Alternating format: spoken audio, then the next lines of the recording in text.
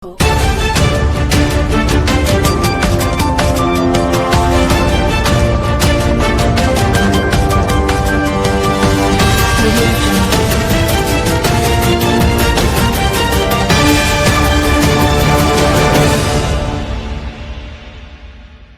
ગામમાં ભાજપ જિલ્લા પંચાયત કાર્યાલયનું ભવ્ય ઉદ્ઘાટન, કાર્યકરોમાં ઉમંગ।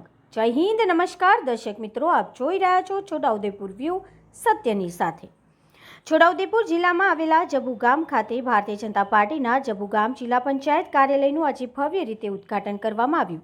આ પ્રસંગે મુખ્ય મહેમાન તરીકે હાજર રહેલા જિલ્લા પ્રમુખ ઉમેશભાઈ રાઠવાએ પરંપરાગત રીતે શ્રીફળ વધેરી અને રિબિન કાપીને કાર્યાલયનું લોકાર્પણ કર્યું હતું। ઉદ્ઘાટન બાદ તેમણે કાર્યકર્તાઓ સાથે મુલાકાત કરી અને આવનારી સ્થાનિક સ્વરાજ્યની ચૂંટણીને ધ્યાનમાં રાખીને સંગઠનને વધુ મજબૂત બનાવવા માટે માર્ગદર્શન આપ્યું હતું।